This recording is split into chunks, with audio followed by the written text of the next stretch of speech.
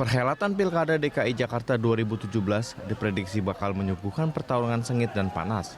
DKI Jakarta sebagai ibu kota negara merupakan barometer politik nasional, sehingga Jakarta akan menjadi ajang percaturan politik yang habis-habisan, karena akan melibatkan seluruh sumber daya aktor politik yang bersaing. Sejumlah kejutan pun terjadi di Pilkada DKI Jakarta kali ini dengan kemunculan 3 pasang calon. Pasangan Agus Yudhoyono Silviana Murni diusung Poros Cikeas, lalu Poros Teuku Umar menyokong pasangan petahana Basuki Cahayapurnama Jarod Saiful Hidayat, sementara Poros Kertanegara menjagokan Anies Baswedan Sandiaga Uno. Ketiga pasangan calon pilkada itu dinilai sebagai tokoh yang mencerminkan semangat anak muda dan mewakili semangat zaman. Maka tak heran, yang juga akan menjadi pertarungan sengit adalah adu strategi dalam menjaring pemilih muda. Basuki Cahayapurnama alias Ahok mencerminkan semangat anak muda yang dinamis, sementara Anies Baswedan merupakan intelektual muda yang kerap membuat terobosan dalam bidang pendidikan. Terakhir, Agus Raharimurti Yudhoyono merepresentasikan kaum muda dari segi usia. Selain itu, untuk posisi DKI 1 juga tidak lagi harus menjadi domain militer, pensiunan jenderal. Kesuksesan pemilu kada di Jakarta akan memperkokoh konsolidasi demokrasi secara nasional.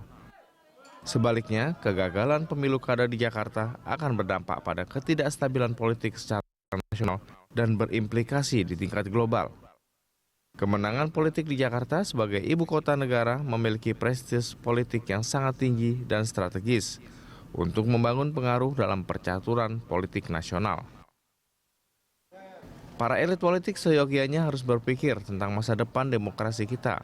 Maka mereka mesti menunjukkan bahwa terjun ke pentas politik adalah jalan yang relatif baik untuk merebut kepercayaan rakyat dan mewujudkan cita-cita kesejahteraan sosial.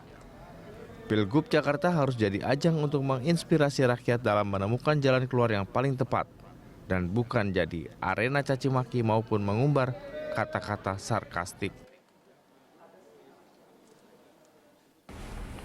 Berebut pemilih muda Jakarta, itulah topik dialog jurnal pagi kali ini. Pelaksanaan Pilkada DKI Jakarta 2017 diprediksi bakal berlangsung panas. Selain Jakarta dianggap barometer politik nasional, kontestasi 3 pasang calon itu menjadi representasi pertarungan Megawati Soekarno Putri, Susilo Bambang Yudhoyono, dan Prabowo Subianto. Sementara ketiga pasangan calon di Pilkada DKI dinilai sebagai tokoh yang mencerminkan semangat anak muda.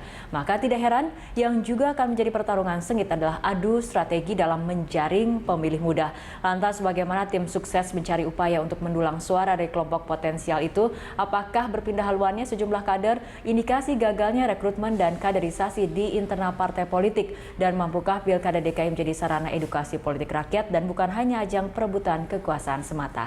Untuk membahas topik tersebut di studio Berita 1 telah hadir narasumber Didi Irawadi Samsudin, Wasekjen Partai Demokrat. Selamat pagi Pak Didi. Selamat pagi. Oke, Pak Didi, kita membahas dulu mengenai sosok yang diajukan oleh Partai Demokrat dan juga 3 partai lainnya PKB, PAN, dan P3. Ini kan sosok Agus Harimurti Yudhoyono ini mengejutkan karena orang mungkin identiknya adalah sosok muda yang berkarir cemerlang di TNI dan kini kemudian maju menjadi calon gubernur. Apakah memang dipaksakan terjun ke dunia politik atau bagaimana? Saya kira sebenarnya bukan suatu hal yang mengejutkan kalau lihat sejarah Indonesia. Jadi mengejutkan karena mungkin yang paling muda. Tapi pertama-tama saya ingatkan jangan remehkan orang muda. Ya, sebelum saya bicara soal Mas Agus, pergerakan sejarah Indonesia dimulai dari kaum muda. Kita lihat kebangkitan pemuda, ya. Budi Utomo pada saat lalu tahun 28 muncul pemuda-pemuda dari berbagai daerah.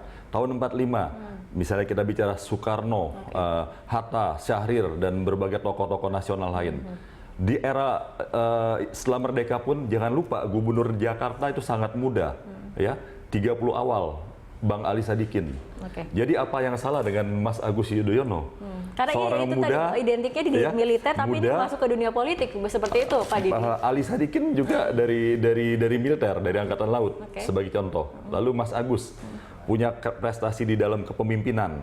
Dia memimpin tentara, ya, sampai pangkat yang sekarang. Lalu sekolah-sekolah terbaik di berbagai negara, lulusan Harvard misalnya, lulusan ada banyak sekolah Nanyang University, Webster dan sebagainya. Juga di Indonesia nggak main-main, lulusan terbaik yang hampir 16 tahun belum rekornya belum prestasinya belum terkalahkan, memperoleh Adi Makayasa ya di Akademi Militer. Jadi apa yang kurang? Kepemimpinan. Jadi saya bukan pikir karena politik dinasti jangan, ya, Pak Didi ya? saya kira tidak ya. Silakan kalau lihat rekam jejak dan prestasinya bisa terlihat di sana. Jadi jangan ukuran karena muda usia lalu dianggap tidak mampu. Oke.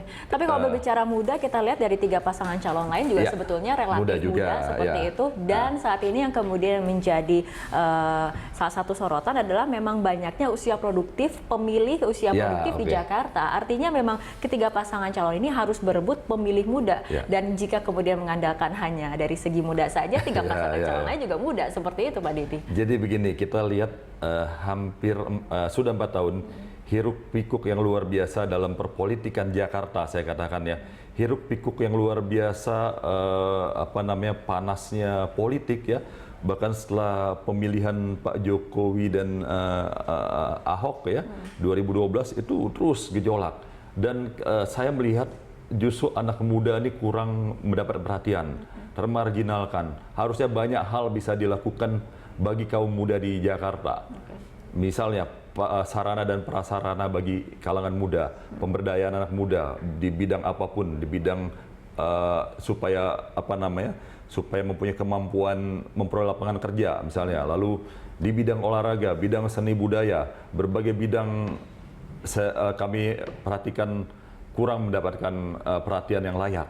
Yang lebih ramai gegap gempitanya politik hiruk pikuk, tapi anak muda ini hanya jadi alat memperoleh suara saja, suara mereka diperalat untuk mendapatkan suara, lalu setelah itu termarginalkan anak muda ini.